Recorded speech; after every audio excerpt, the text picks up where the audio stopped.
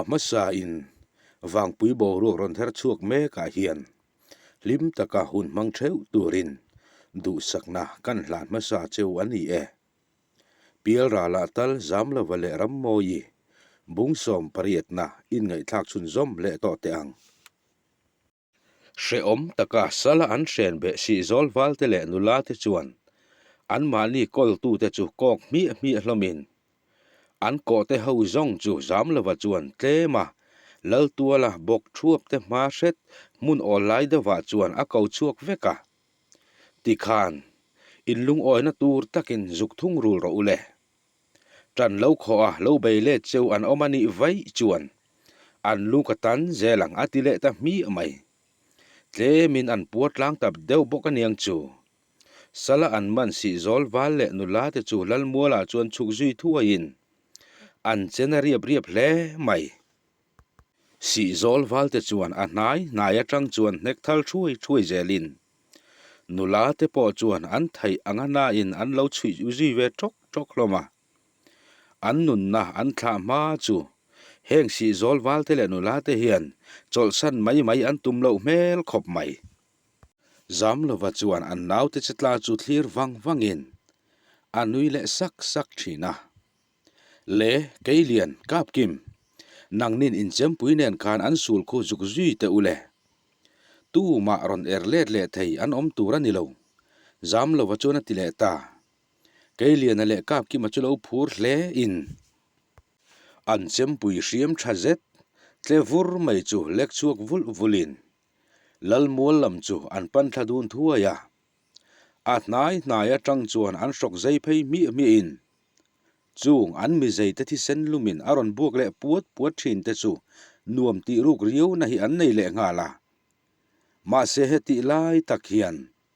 lal muala bok phek reng kei khum wal le pathloi rual te chu in tiam rual ti hriat taka ron tho suawin an ron bo ron ta huk mai le lallu kalama chem choi si zol wal rual te po che chuak ve thua in le zawa ngei po chu avir zui zoka zam lo wa chuan lal suak lian a kal tlanga kei khum wal rual te chu vo bele mai an tuma pasal tra ikam lo sum hlek te khei heile chen tha sengin kan che chuak ve ta ro than em po tlalova han mutlon zu areng mai zong azia love laluen aron ti ta ka chuan zam lova po chu ngoi ji ve mai bokin lalue ero lalmual lama chuan lallu ka atang chuan atum thla chuk zuya achem chu vai zui furin kei khum wal lam te chu an hek hiu khop mai si zol wal te hi mi somli don lai an lo tling man to bok nen an du tok maya chem choya an han lam tak mai chu pui takan ni reilo te a chuan kei khum wal te chu lalmuala chuan let phung lomin che thei mu mal po an om to lova zam lova po chuan lal suak lian na hroka chuan a chem hriam bak tak mai chu chuk tu in an potol zui za la atira chuan lal suak lian a hian a hrok hi a thip de zok hian a hri a ma se athi sen zam lovan an chat chi mai chule phuzukin a tre zui ta rong mai le thori zui borin alu ka do zau pui me a chuan alet zui ta hut mai upa ho po zam lo vate hian kuk thlu vekin kei khum khuwa te hi tuna zet chuan ril rukoi puwa wang khodang run tura mit siai thei an om to ho lawang le lalmual lama ero nutam takle no pang te chu trap chu in an kho chunga thil thleng me khi tuar thiam haran ti ani zam lova chu ron au chuak le lovin tuna chuan kei khum khuwa hi kan chu san thei ta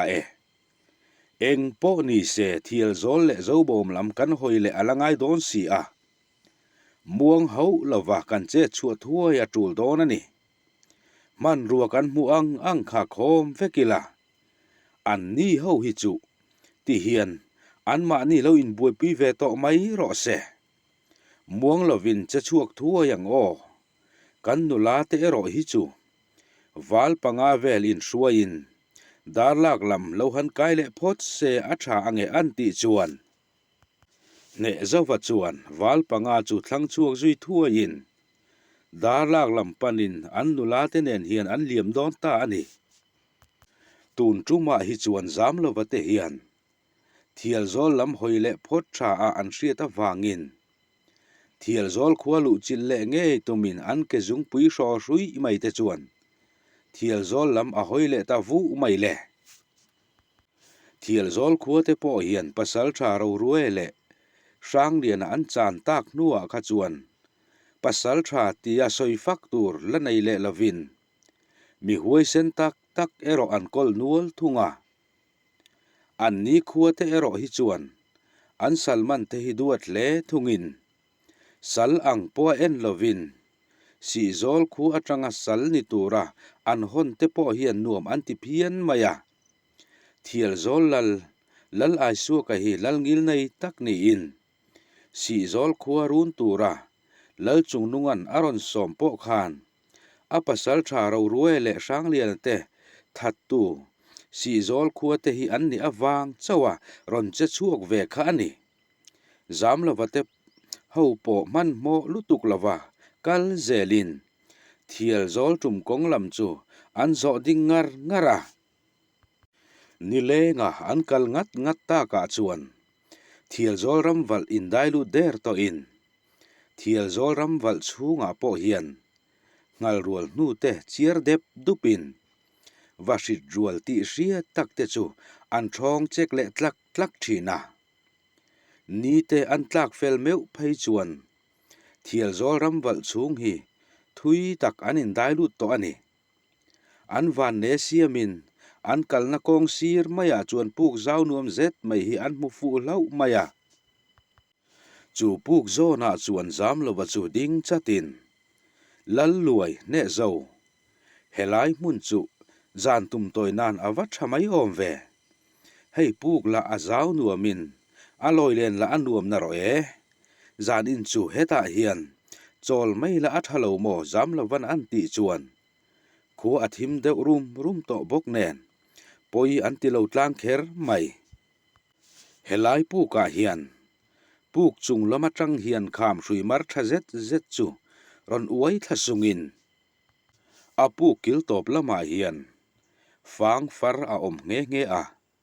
he fang far hi are po lian thatak ni in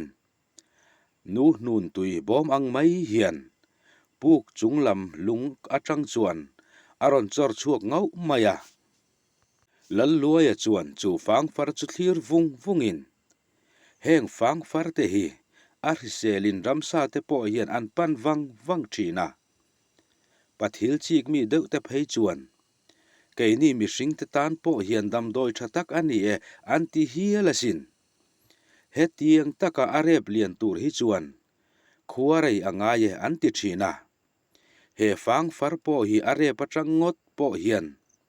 kum tam tap tak chung chu helaya hian alo om to nge yang an ti chuan wal rual ho chuan atui far chu in nge tumin an in chu sap zuya walung fing deuh te ero in zan lama an mei che tur lo fom kho mekin mau ro nong tak te chu an sa dile thui thina zam lo wa ero in puk kiang vel chu fangkwal thuakin sajanu le sajuk nu te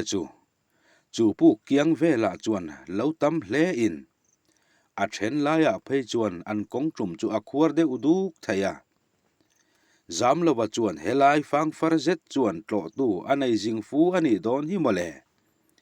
tle ma khombung man deuh ni ila han chan zui awa chak om vele ati zui rawa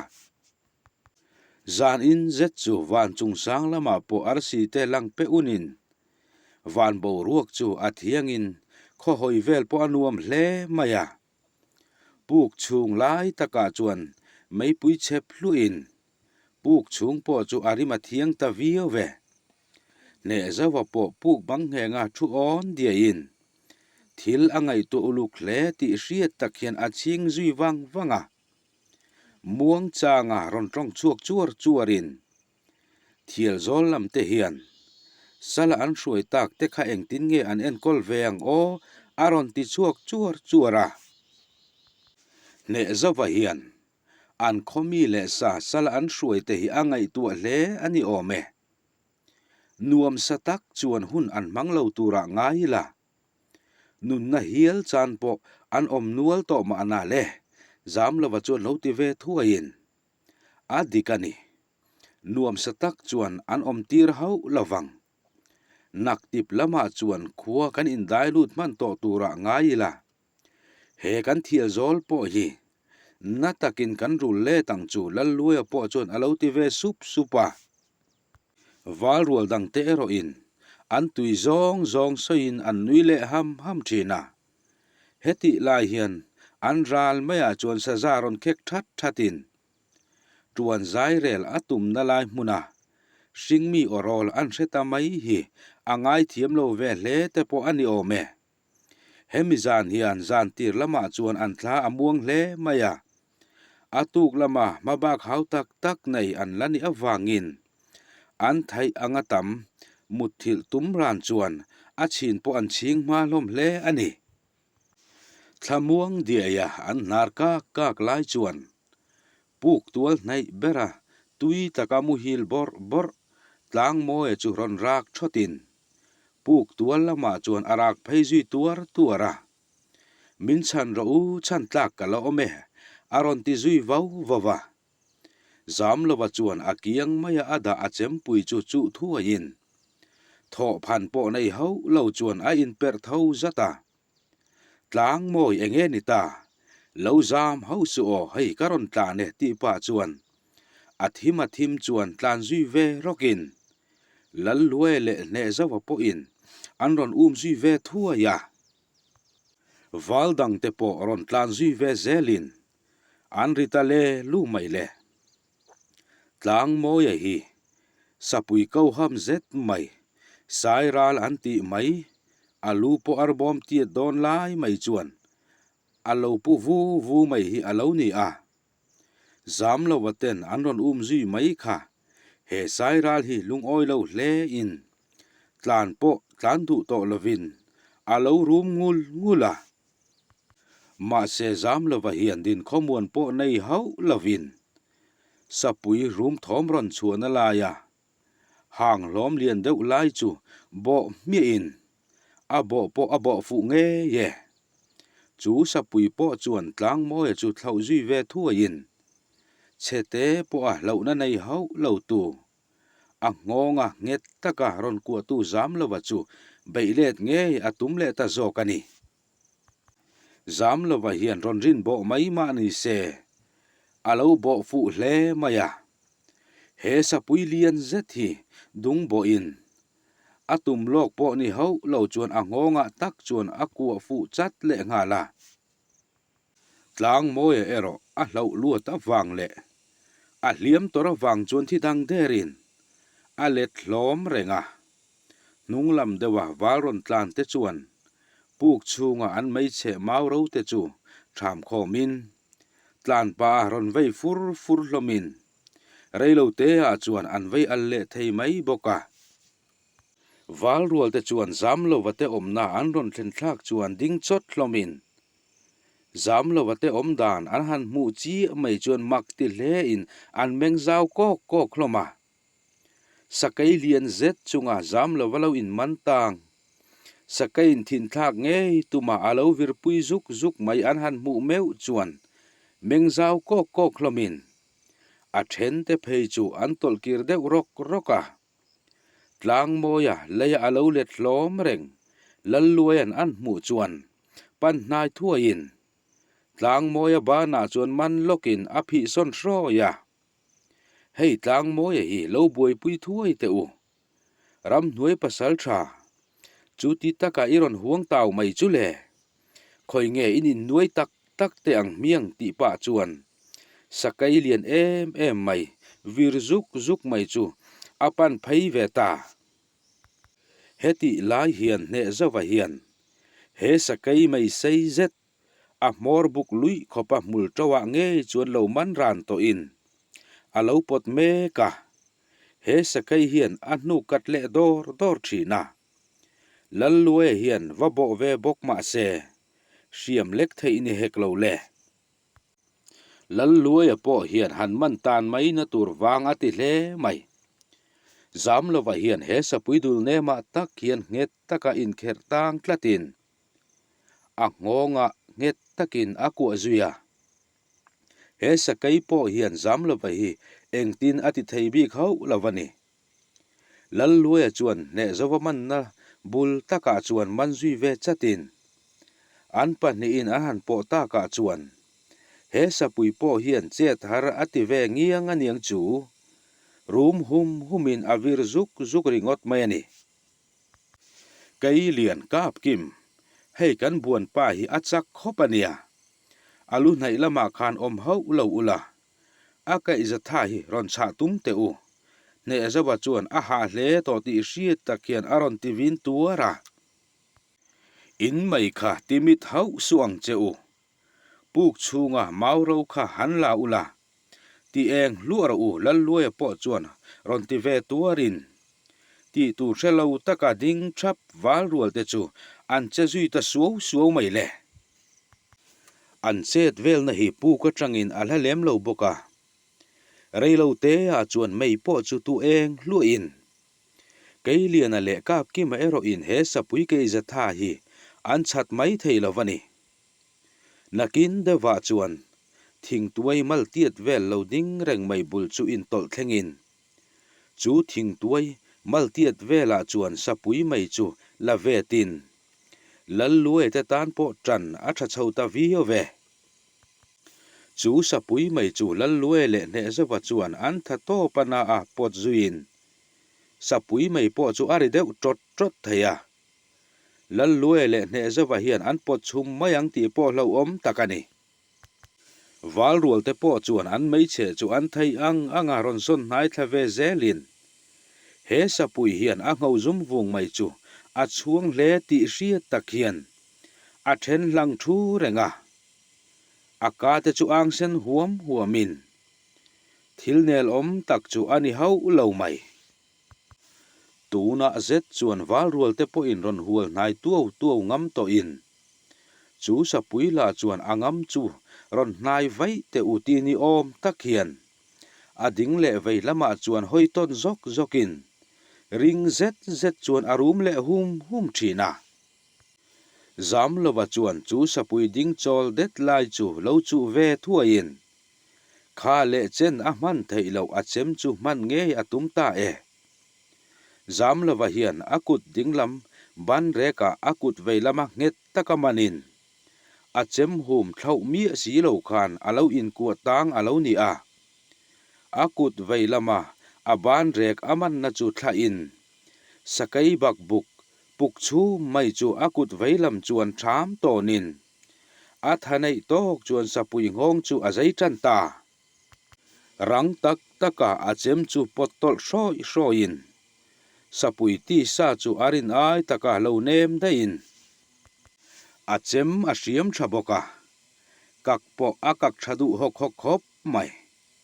chu sapui po chu arol chuana dot ber a chat ti hriat tak hian rizui borin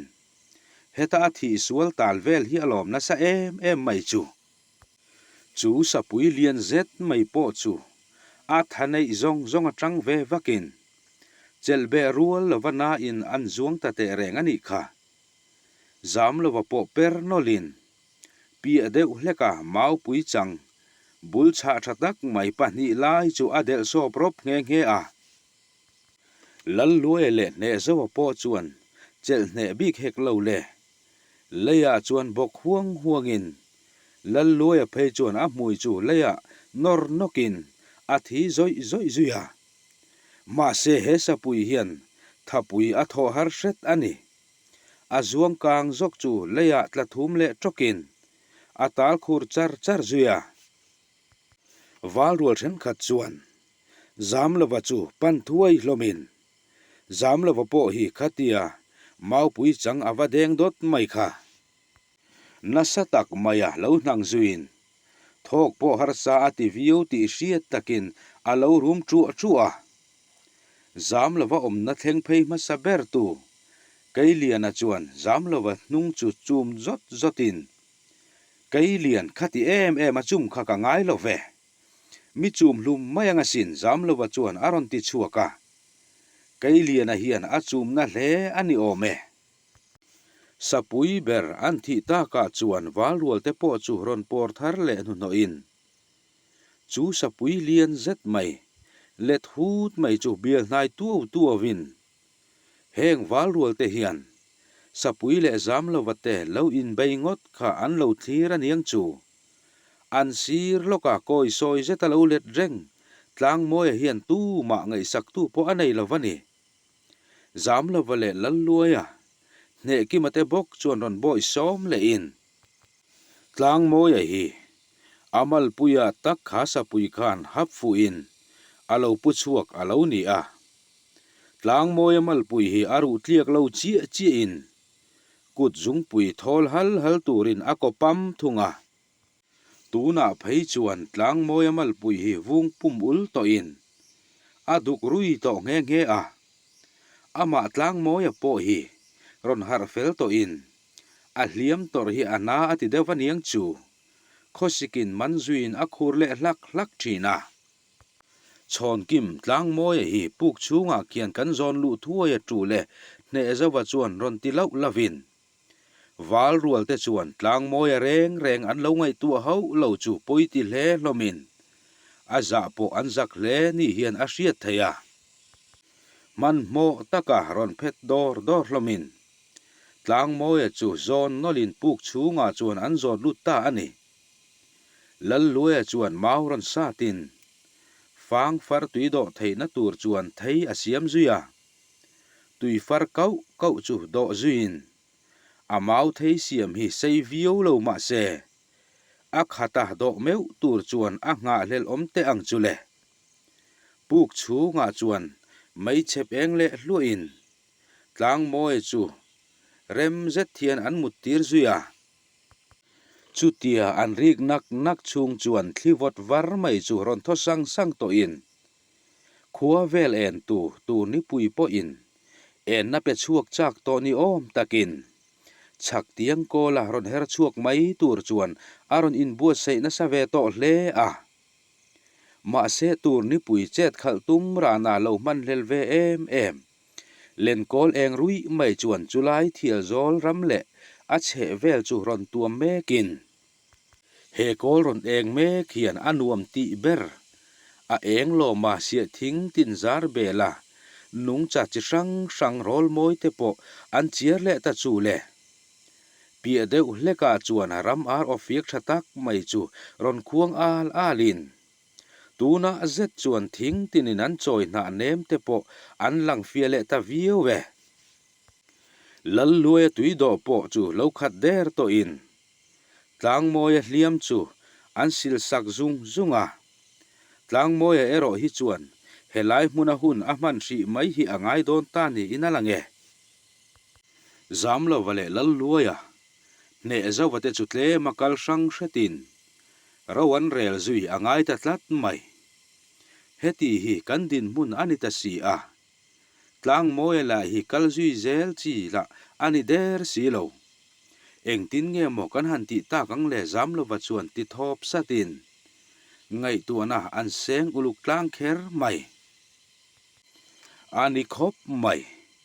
eng po ni se helai muna hian mi panga velin lo khotlai pui ta mai sela a hliam tor na so a hnuk nei lai ani lo bok nen kei ni la khomuang thei la kan ni der si lo lal luaya chuan ron ti chuak chuarin lal luaya a tong lai me khian zam lo vale ne ki ma chu za zet thian an ron nui ta hok mai le lal luaya hian a mui chung lam kha a tong zong te khan rit deuh nul hian a renga zam lo vate po hian lal luaya mel hi lo bi chiang bik mai lovin tu na an han bi chiang zet hi zong nui lo na chi ani lovani lal luaya hi a mel alo tha viu lo bok nen a mui chung lam zan lama le anor na tak kha lo vung ko lu to in he lal luaya mai lai phuk maya mun tlem te ron o ve tu a mui bor nge hian wal rual nui bom ala hol ke don chawani zam lo vale ne kima an lui ta hok hok mai chu wal rual te po chuan angai na hrelo taka ron thli rual thup lomin lal luaya hian wal rual om khom na lam hi aron hoi ve kher kher bok nen zam lo vale ne kima za zet maya an nui ta hok hok angai na hrelo taka ron hoi phei thu wal rual ten lal luaya mel an han mu chiang chi mai chule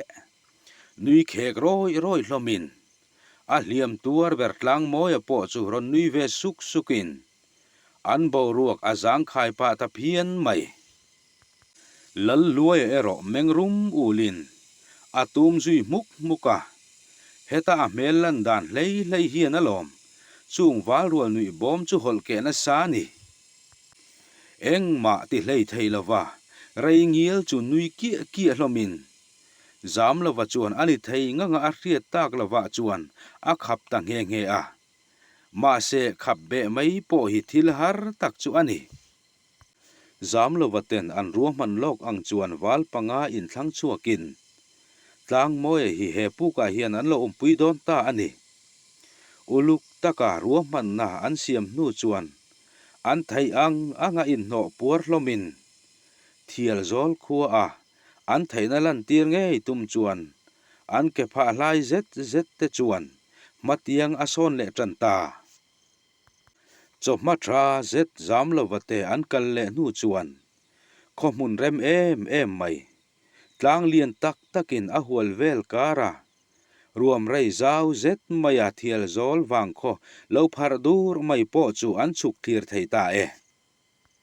thial zol kho chak tlang mun rem zet mun theng tholai de wa chuan si zol wal rual pasal tha zam lova kai hruai te nge mai chu ding thap hlomin uluk tak mai chuan thial zol wang khua chu an thlir thap hloma thial zol wang khua chu a kho thleng han thlir mai po in anom viau don khule an tuitlan po a tha viau tura ngai la lal tha tak op na hnuaya om an ni ngat chuan khonuam tak po an ni nge yang ne ima chuan ti sup supin hei helai mun hi a mun anuamin a kho hoi po anuam hle mai eng tin nge niang khua khu kan zuk bi fiale ma sapot don nge kan dai lut mi mai don zam lova chuan ti in zam lova hian a thui hruai te hi za der thiam hle in ama thu hian thil ati pop pop ngai hau lova hei takhi anau te po hian an za em na chan po ani reng ani lal ruaya pui rau chuan kan lut mi to mai don em ni an ni po khuan hetianga erlet tur hi kan oman ring bi khau lawanga muang takin an om nge yang le zuklut pop po ni ila kan chenoi viawin ka ring lo a aron titatlat mai he lal lue kam tha hian wal rual fui tha hle in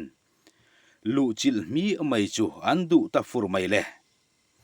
zam lawange po hian lal lue soi hi dik ti hle in lu chil mai po hi poyati bi khau lawa lu chil mai poi ti lo an ni tak fura chuan zam lawa chu in sang mar tralin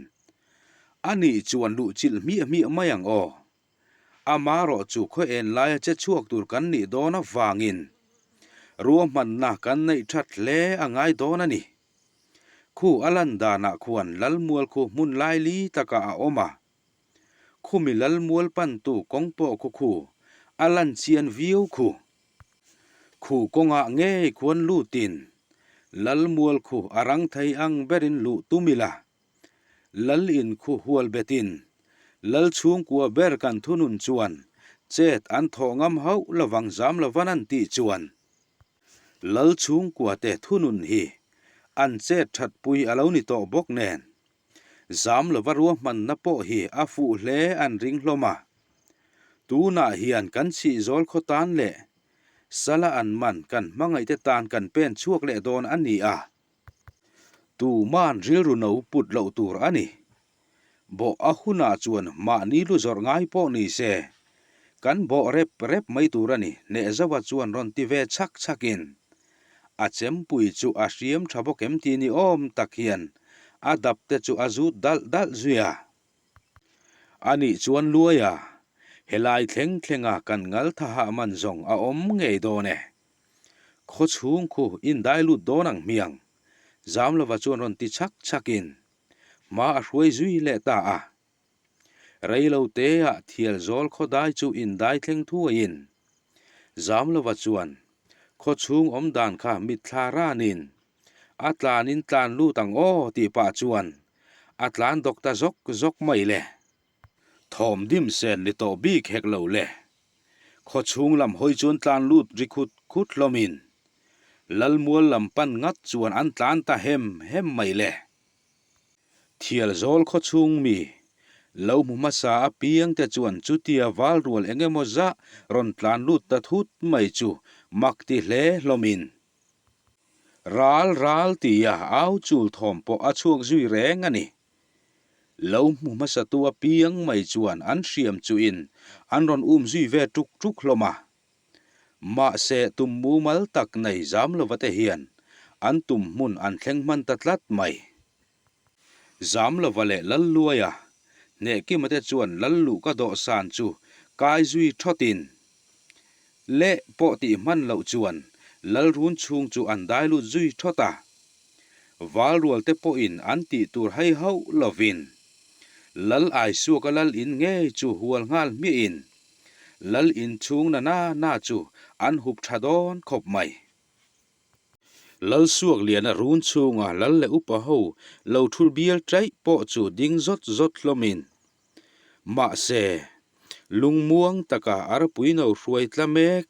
mu puin a thong thut ang maya zam lo waten an thon tak thut a chuan chet ngei na a om thlot lovani zam lo wa chuan lal ai suaka chu a chempuya a shok bok tak mai chu chuk tu a zui ngal zatin lal ai suaka chuan si zol wal te nge an ni ti a hai hau lova kot tual lama ero mihring in chau thom ron chuak zuin lalpa i kho wal te hi thunun ro le chuti lo zong lal ini na hian om zia anei hau lawang zam lo wa chuan ti vot rain zam lo khongein in sum te u tia trap thom aron chuak ta tlat mai le si zol upamin fanu dar thangi nge mai chu trap pur chungaron thing ropin zam lo wate chuan dar thangi che dan chu makan ti hle maya dar thang enge thil om zia zam lo wa chuan lo ti thuain zam lo an ni hi kan ta na mi lo om an ni hau lo ve ti te mai hian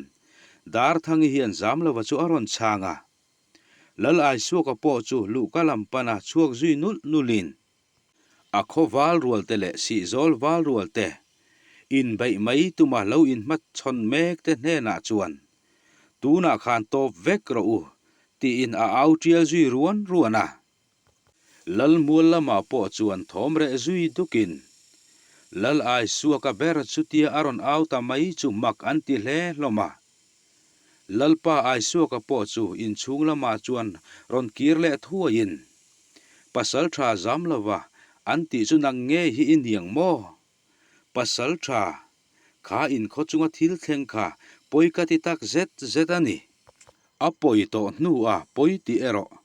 bel mong popa tui chun ang chau ani ti la kan hai hau lova pasal tha khati hun lai khan dar lak lal chung nuwa khan min nor na ema